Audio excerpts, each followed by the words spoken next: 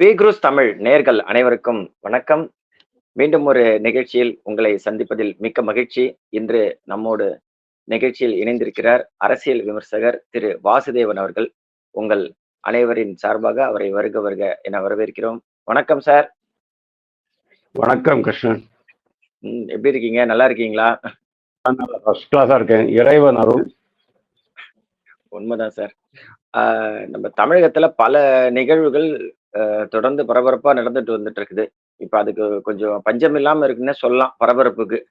அதுல குறிப்பா இப்ப வந்து நம்ம துணை முதலமைச்சர் அவர் தவளை தன் வாயால் கெடும் அப்படின்றது சொல்றது போல அவர் ஏதோ ஒண்ணு சொல்ல போய் கடைசியில அண்ணாமலை கிட்ட நல்லா மாட்டிக்கிட்ட மாதிரியான சூழ்நிலை இப்ப வெளியே வருது. கரெக்டா அவர் வேற இந்த கெட் அவுட் ஸ்டாலின் ஹேஷ்டாக் போட்ட விவகாரம் இதெல்லாம் வந்து வேற ஒரு பூதாகரமா வந்திருக்கு. இத பத்தி உங்களுடைய விமர்சனங்கள் சொல்லுங்க சார். ரொம்ப பரபரப்பான மேட்டர் அது. நேத்திக்கு ஹோல் டே நான் அதை தான் பிஸியா இருந்தேன்.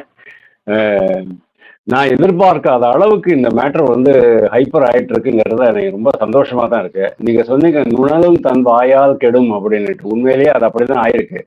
சனாதனத்தை கொசு, டெங்கு மலேரியா கொசு மாதிரி ஒழிச்சிருவோம் அப்படின்னு சொன்னது கூட நுணலும் தன் வாயால் கெடுங்கிற மாதிரி தான் பார்க்கணும். யாரோ எழுதி கொடுத்துட்டாங்க, சொந்த புத்தி உபயோகம் பண்ணாம அவர் வந்து அதை படிச்சுட்டாரு. அதுக்கப்புறம் படிச்சதுக்கு அப்புறமா வேற வழி கிடையாது. நாம வந்து கருணாநிதியுடைய பேரன் இல்லையா, அதனால நம்ம வந்து அது வாபஸ் வாங்கக்கூடாதுங்கிறதுனால அதுல உறுதியா இருக்கிறாரு. அந்த நிலைப்பாட்டை தான் நான் கொண்டிருக்கிறேன் அப்படின்னு வலியுறுத்துறாரு. இந்த விஷயத்துல என்ன ஆயிடுச்சு, அவருக்கு வந்து இன்னும் ஒரு அரசியல் முதிர்ச்சியோ பக்குவமோ வரல அப்படிங்கிற மாதிரிதான் திருப்பியும் அவர் நிரூபிச்சுக்கிட்டு இருக்காரு தன்னுடைய அடாவடி வார்த்தைகள்னால. அதாவது ஒரு முதிர்ச்சியான அரசியல்வாதி சார், ரொம்ப சிம்பிள் சார். இவரை விட சின்னவர் தான் சார் அந்த தேஜஸ்வி யாதவ் அப்படிங்கிறவரு. எங்க பீகார்ல லாலு பிரசாத் யாதவோட பையன் பாருங்க, தேஜஸ்வி யாதவ், இவரை விட சின்னவர் தான் சார். அவர் வந்து லாலு பிரசாத் யாதவுடைய ஆர்ஜேடினுக்கு இன்னைக்கு அவர் தலைமை தாங்குறாரா இருந்தாலும் கூட அது வந்து என்டிஏல கிடையாது அப்படின்னாலும் கூட அவர் வந்து நரேந்திர மோடி, பாரதிய ஜனதா கட்சி, ஆர்எஸ்எஸ்க்கு விரோதமாக செயல்படக்கூடியவர் அப்படின்னு சொன்னாலும் கூட அரசியல் முதிர்ச்சி அவர் காமிக்கிறார் சார். இந்த மாதிரி தேவையில்லாத வார்த்தை பிரயோகம்லாம் அவர் பண்ண மாட்டாரு. இந்த மாதிரி தவறான வார்த்தைகளை போடவே மாட்டாரு. அந்த மாதிரியான ஒரு ஆளு. அப்போ அவருக்கு இருக்கிற அரசியல் முதிர்ச்சி கூட நம்ம உதயநிதி ஐயாவுக்கு இல்லை அப்படிங்கிறது எனக்கு ரொம்ப வருத்தமா தான் இருக்கு.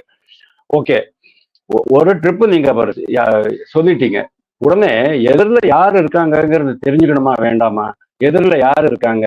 அந்த பழைய காலத்து பிஜேபி கிடையாது சார். இப்போ அண்ணாமலை வந்து நிக்கிறாரு. அண்ணாமலை அதை எந்த லெவலுக்கு எடுத்துட்டு போவாரு அப்படிங்கிறது உங்களுக்கு தெரியணும். அதுவும் நீங்க யாரை பத்தி ட்வீட் போட்டீங்க?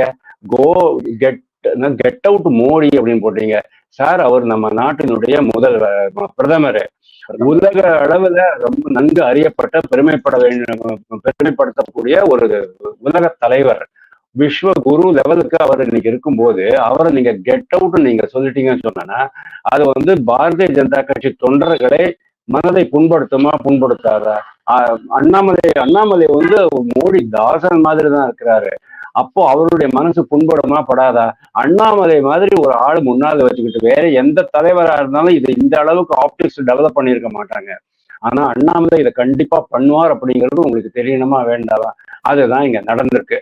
இப்போ என்ன ஆயிட்டு இருக்கு அப்படின்னா, ஃபர்ஸ்ட் ஆஃப் ஆல் துணை முதல்வருக்கு இந்த மாதிரி பேசுறதுக்கு அவசியமே இருக்குல்ல. கல்வித்துறை அமைச்சர், பள்ளி கல்வித்துறை அமைச்சர் இருக்காரு, அவர் பேச போறாரு, முடிஞ்சு போச்சு விஷயம்.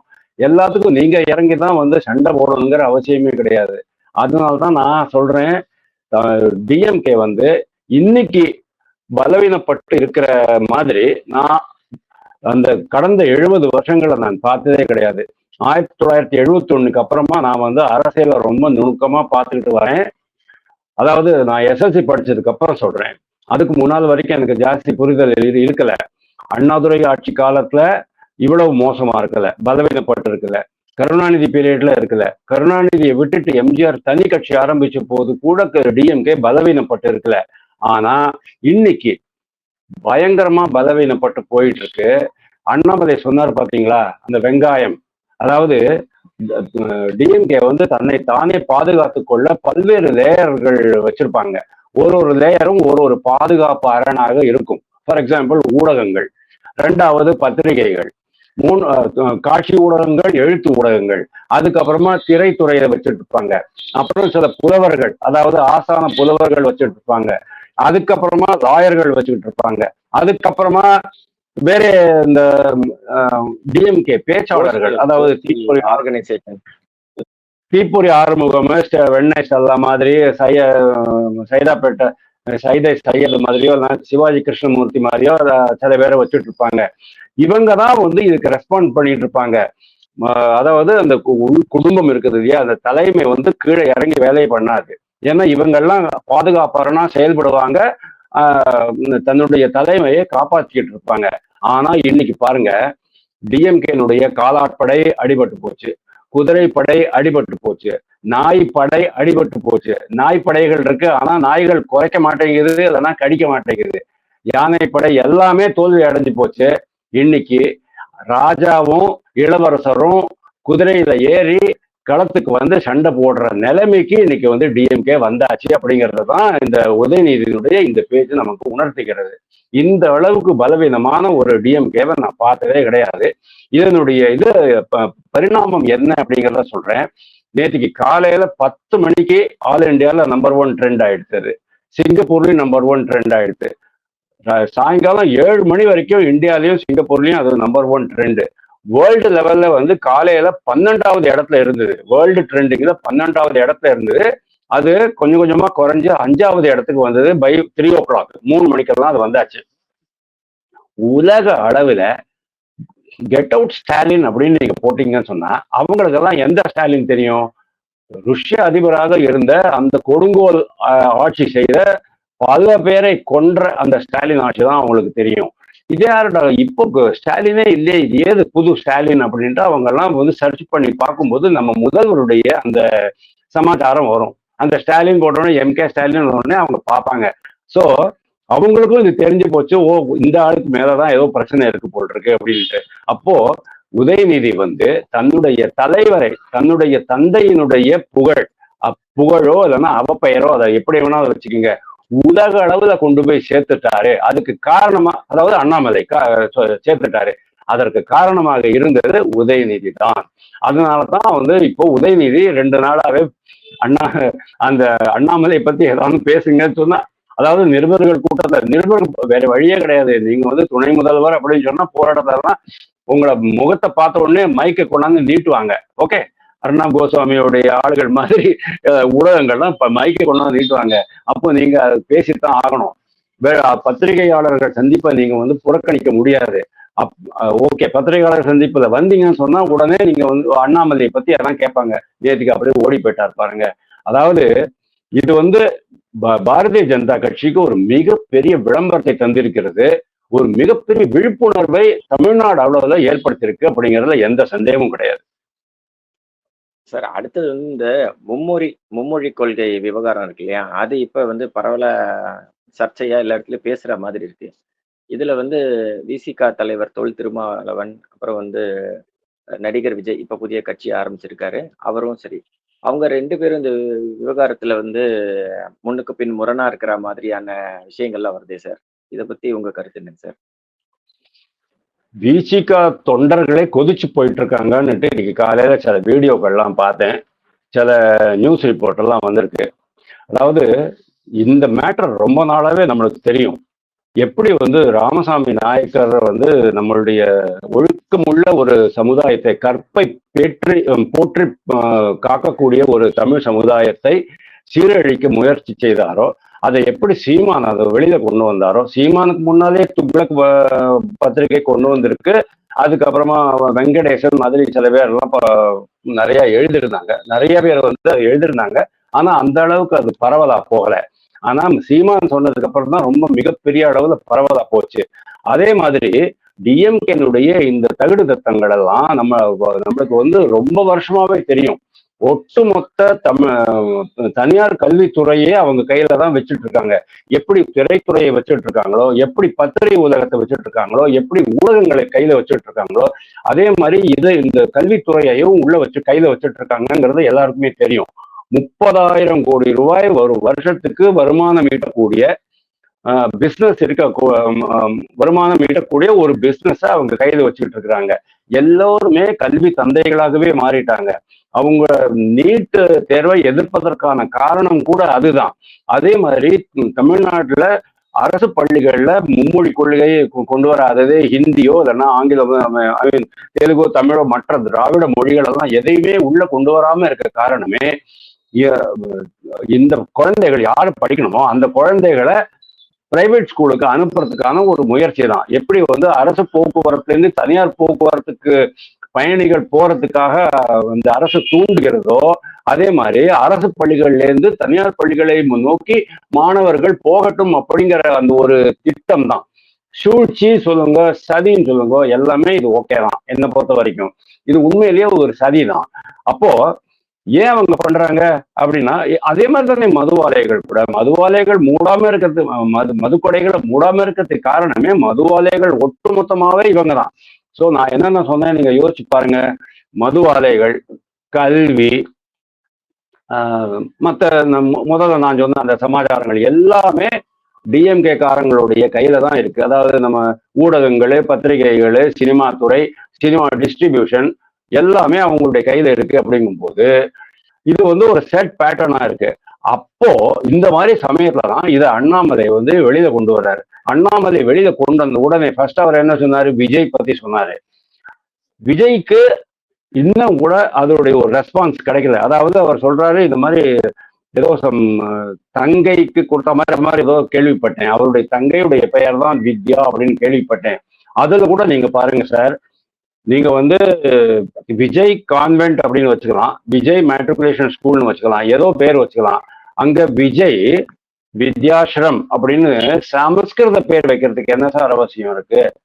சமஸ்கிருத பேர் வச்சா தான் சார் இந்துக்கள் வருவாங்க. அதாவது கொஞ்சம் கூட யோசிக்காம இது வந்து நம்ம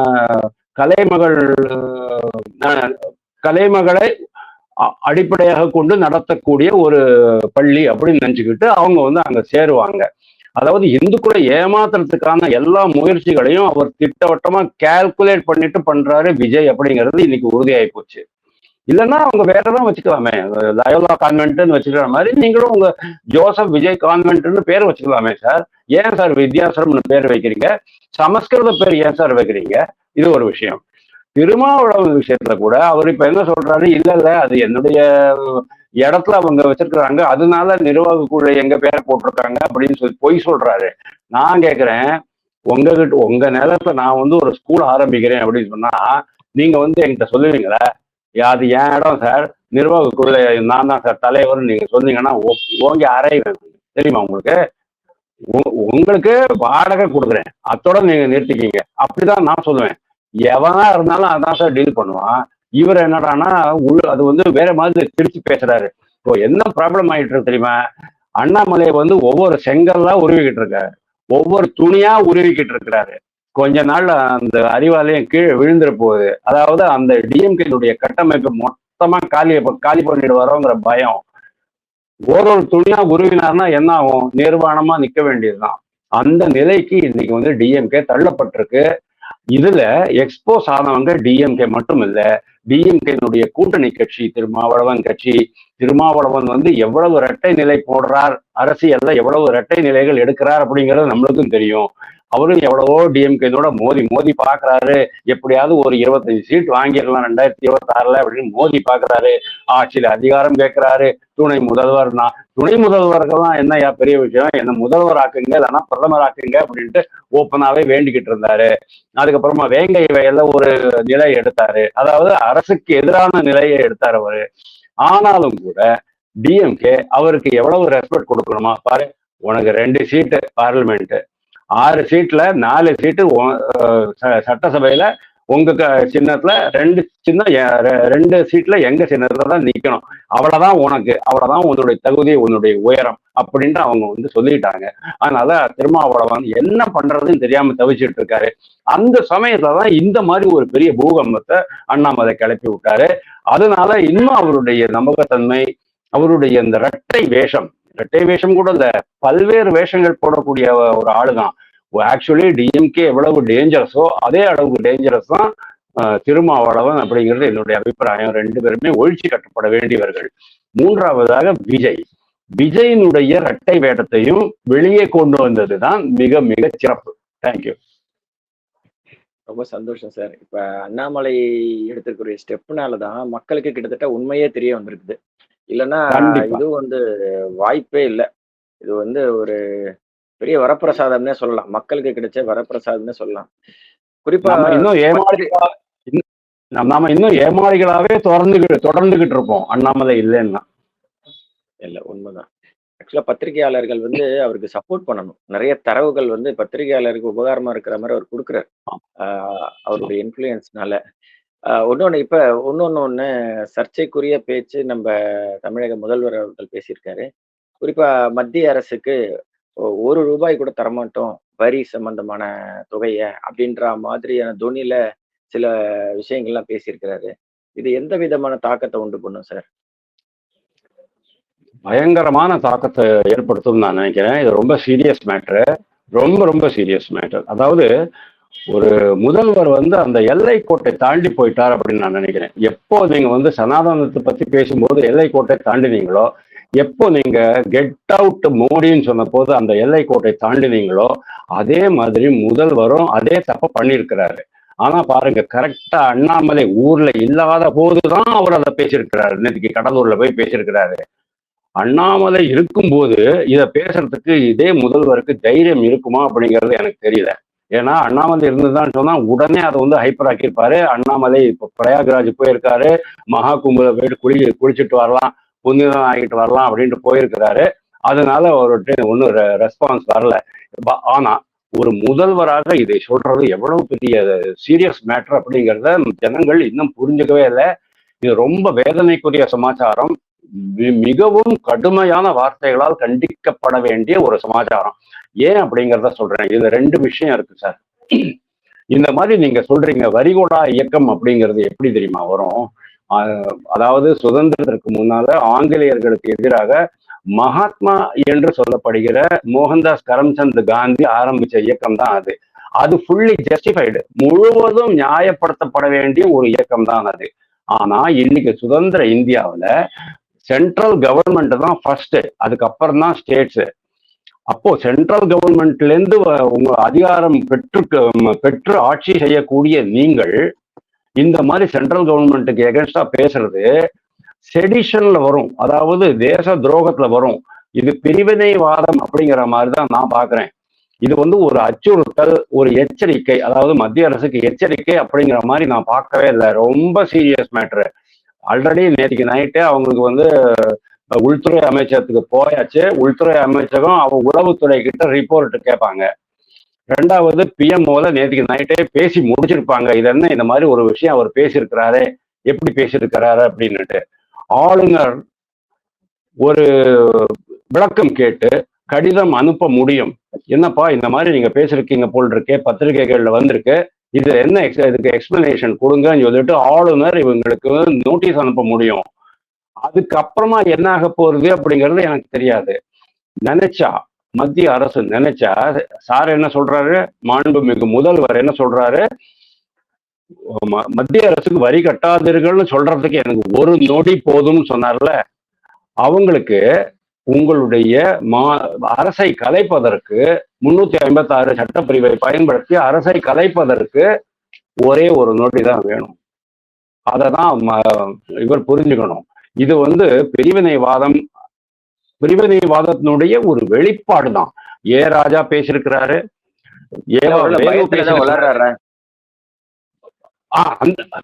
நீங்க சொன்னீங்க இல்லையா, அது ரொம்ப கரெக்ட். ஏன்னா இவங்க பயத்துல ஏகப்பட்டது உளர ஆரம்பிச்சாச்சு. அதாவது நேற்றுக்கு முந்தா நாள் அண்ணாமலையுடைய அந்த பத்திரிகையாளர் பேட்டி, அதுக்கப்புறம் கரூர்ல அவர் பேசினதெல்லாம் வச்சு பார்த்தா, அதுக்கப்புறமா இவங்க கொடுத்த ரியாக்ஷன்ஸ் எல்லாம் இருக்கு பாருங்க.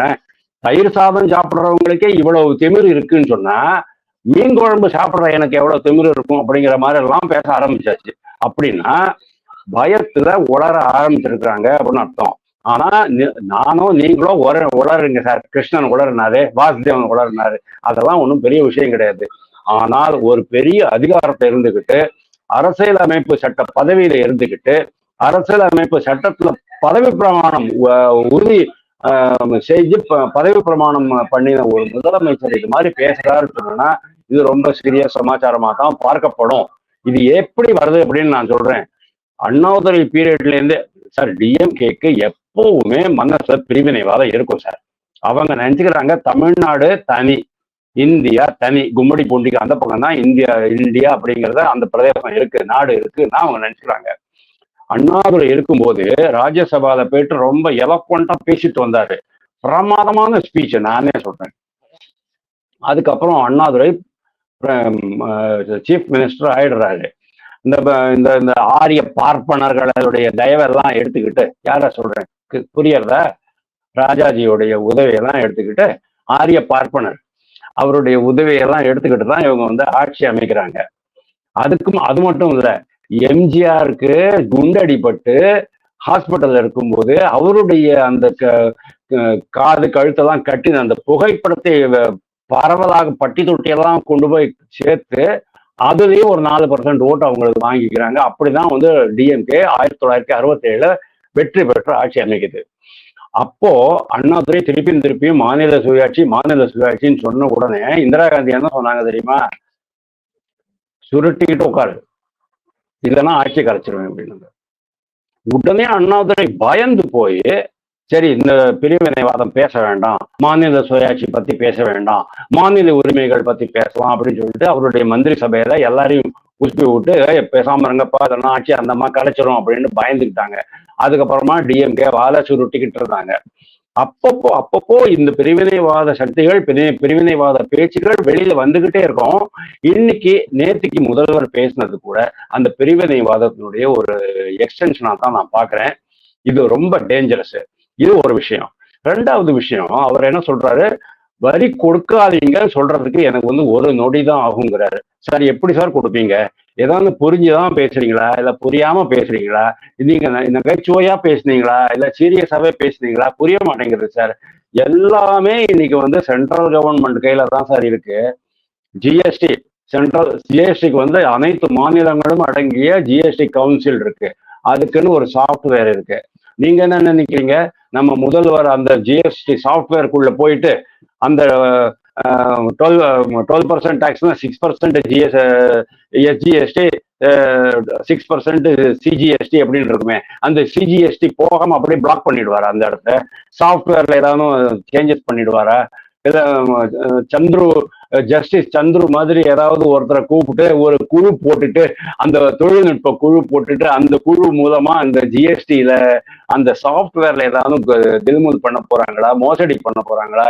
அதெல்லாம் ஒண்ணுமே பண்ண முடியாது.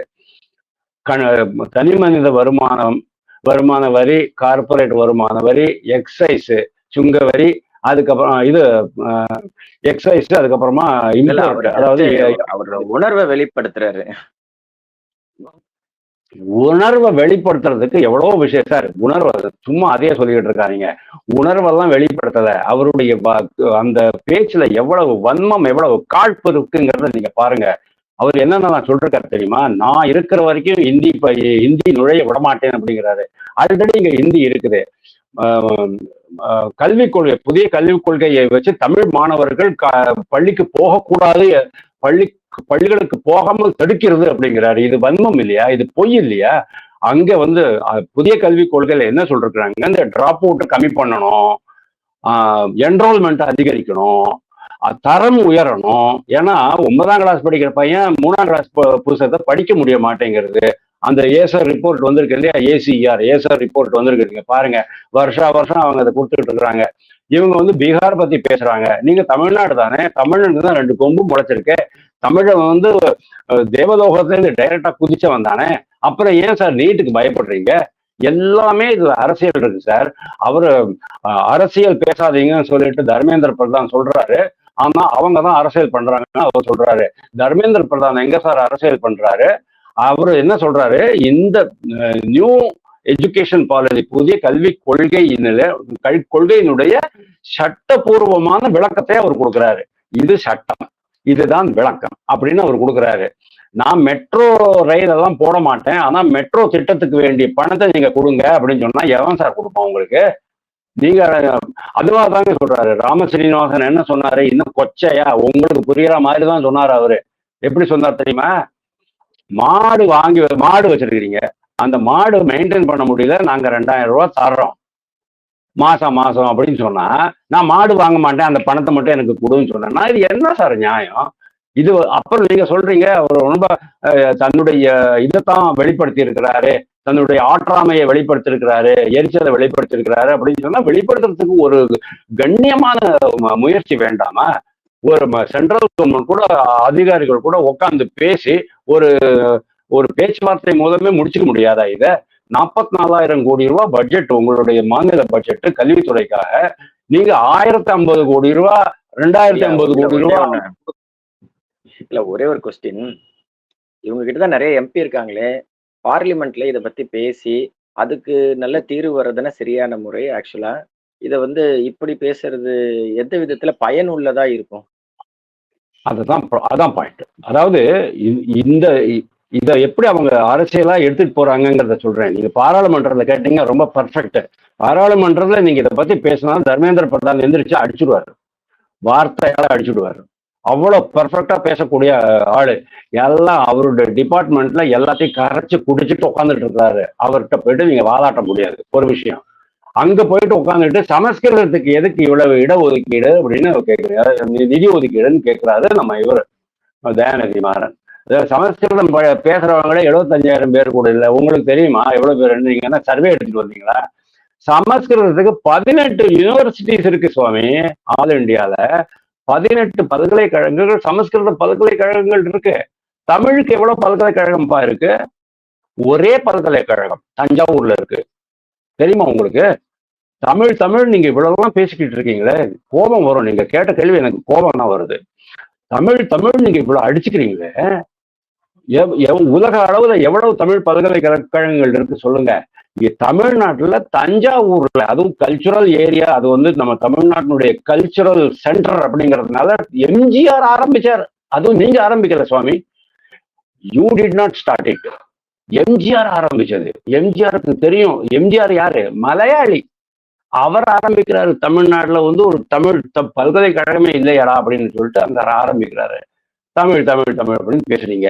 இவங்க என்ன பண்ணிட்டாங்க, இவங்களுக்கு அந்த மாநில சுயாட்சி அந்த பிரச்சனை இப்போ எடுக்க முடியாது. ரெண்டாவது ஹிந்தி எதிர்ப்பு எடுக்க முடியாது. ஏன்னா எல்லாமே ஹிந்தி படிக்க ஆரம்பிச்சுட்டான். 33 லட்சம் குழந்தைகள் ஹிந்தி படிக்கிறதுகள் எங்க சிபிஎஸ்சில, அதாவது பிரைவேட் ஸ்கூல்ஸ்ல. அதுக்கப்புறமா 3,30,000 குழந்தைங்க நான் படிச்ச அந்த ஹிந்தி பிரச்சார சபால போயிட்டு ஹிந்தி படிக்கிறாங்க. ஹிந்தி பேசுறவர்கள் வெளி மாநிலங்கள்ல இருந்து இங்க வேலைக்கு வர்றாங்க. அவங்க கூட எக்கச்சக்கமா பேசி ஹிந்தி பரப்ப ஆரம்பிச்சிட்டாங்க. அதாவது ஹிந்தி ஆட்டோமேட்டிக்கா அவங்களோட நீங்க பேசணும்னு சொன்னா ஹிந்தி தெரியாம இருக்க முடியாது. கருணாநிதி காலத்துல தான் சார் அது இருந்தது. கருணாநிதி காலத்துல மாறனை அங்க அனுப்பிச்சாங்க. எதுக்கு? அவருக்கு ஹிந்தி தெரியும், அவர் ஹிந்தி படிச்சாரு. அதுக்கப்புறம் தயாநிதி மாறன் அனுப்பிச்சாரு, கனிமொழி அனுப்பிச்சாங்க. ஏன்? அவங்க எல்லாம் ஹிந்தி படிச்சிருக்காங்க, அவங்களோட டீல் பண்ணுவாங்க. ஹிந்தி தெரிஞ்சவங்களை தான் நீங்க அங்க வச்சுக்க முடியும். சார் ஒரு அல்பமான விஷயம் சொல்றேன் சார். செந்தில் பாலாஜியோட ஜாமீனுக்கு நீங்க தமிழ் படிச்ச ஒரு அட்வொகேட்டை வச்சுக்கிட்டீங்களா? ஒரு கருப்பு நிறம் இருக்கிற உங்களுடைய கட்சி எம்பியான ஒரு வில்சன் மாதிரி ஒரு நல்ல தலை சிறந்த நல்லவர் தான், ஃபர்ஸ்ட் கிளாஸ் நாலேஜபிள் ஃபெலோ தான். அவர் மூலமா நீங்க உச்ச நீதிமன்றத்துல வழக்காட வேண்டியது தானே.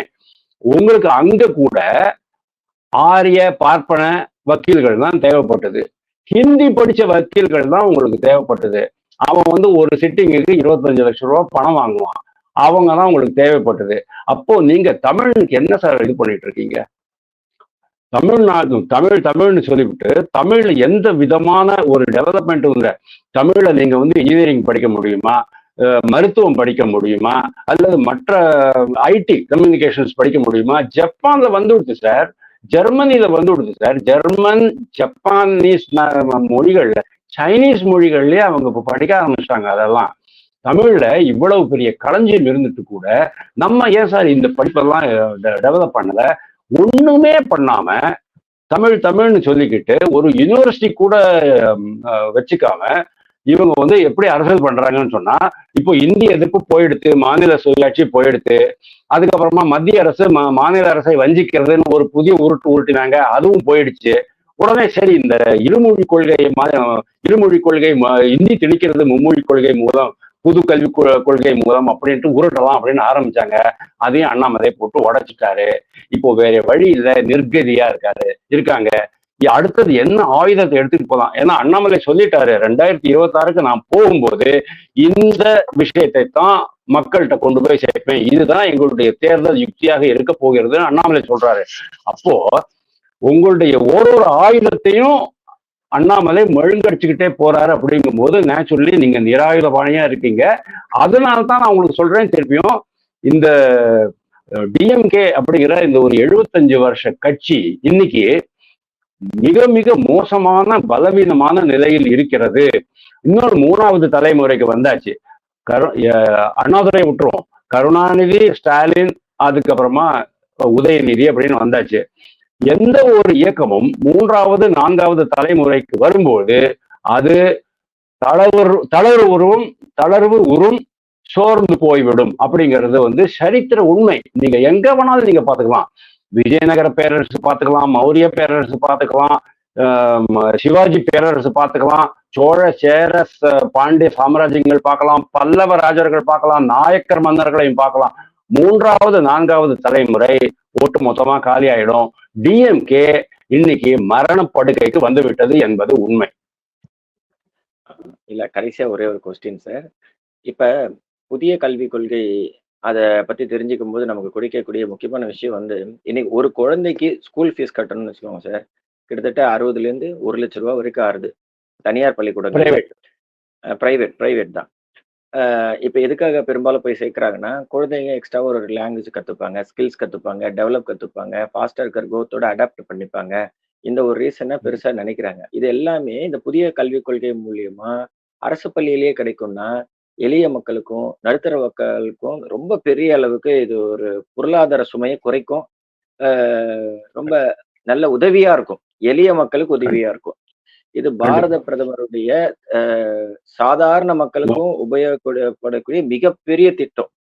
ஆக்சுவலா வந்து இத வந்து இந்த 40 எம்பிக்களும் வரவேற்று இதை எப்படி செயல்படுத்தணும்னு நினைக்கணும். ஆனா இது சம்பந்தம் இல்லாம இந்தி எதிர்ப்பு போன்ற விஷயங்களை அதிகமா சொல்றச்சு, இது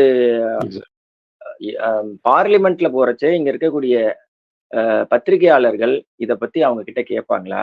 இல்ல சாதாரண இருக்கக்கூடிய பொதுமக்கள் இதோட முக்கியத்துவத்தை உணர்ந்துப்பாங்களா? இதுதான் என்னுடைய கொஸ்டின்.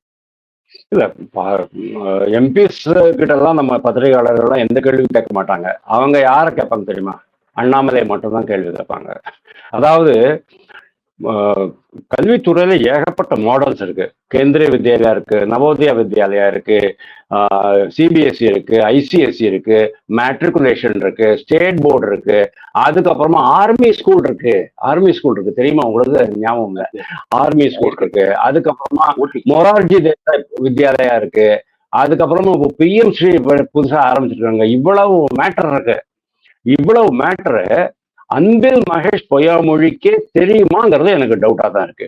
எனக்கே ரொம்ப டவுட்டா இருக்கு. ஏன்னா அவருக்கு இவ்வளவு பெரிய ரொம்ப வைல்டு சப்ஜெக்ட் சார் இது. அது இந்த அளவுக்கு அவருக்கு புரிதல் இருக்காங்கிறது தெரியல. அப்படி இருக்கும்போது சாதாரண பத்திரிகையாளர் என்னமோ ஒரு ஜேர்னலிசம் படிச்சிருப்பான் சார். ஒரு 2 வருஷம் லயோலா காலேஜில் போயிட்டு மூளை மழுங்கடிச்சிருப்பாங்க. லயோலா காலேஜில் எப்படி சொல்லிக் கொடுக்குறாங்கிறது தெரியும். அவன் மூளையை மழுங்கடிச்சு அவங்கள வந்து ஒரு மாதிரி ஒரு சைடு சிந்தனையாளர்களாக மாத்திருப்பாங்க.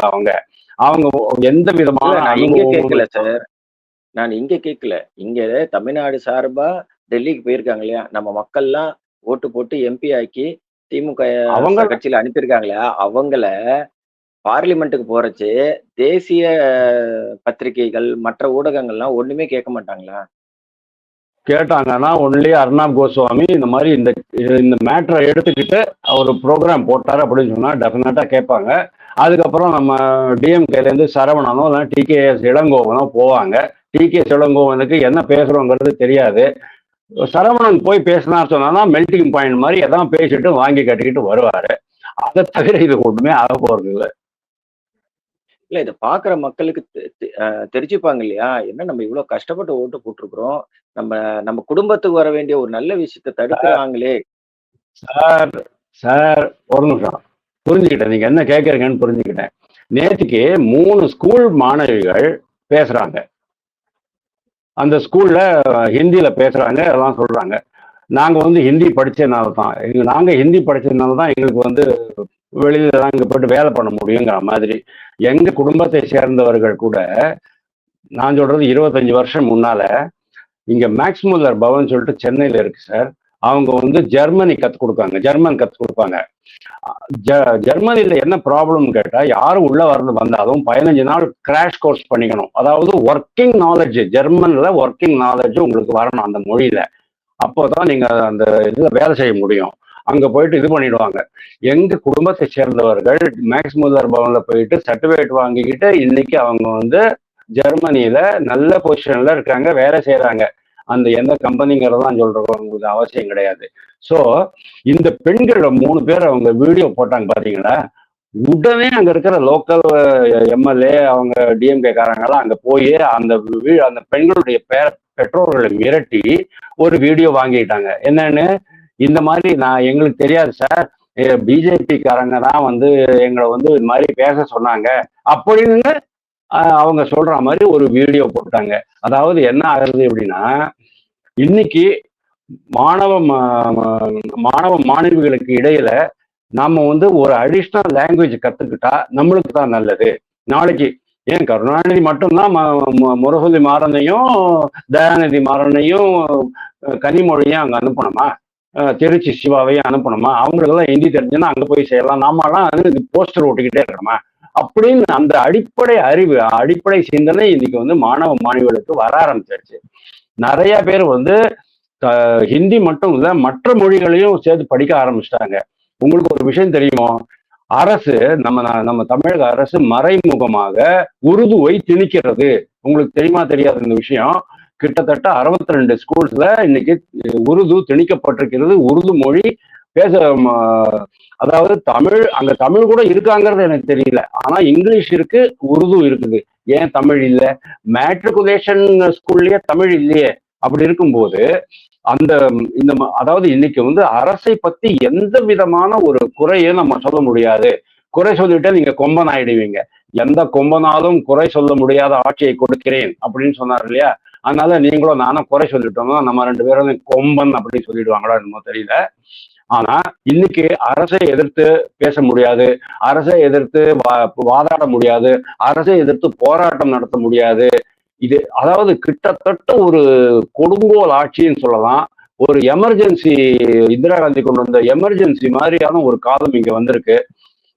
மக்கள் குரல் நெசுக்கப்படுகிறது. அதனால்தான் வந்து இப்போ ஜாக்டோ ஜியோ கூட போராட்டம் நடத்தணுமா வேண்டாமான்னு யோசிக்கிறாங்க.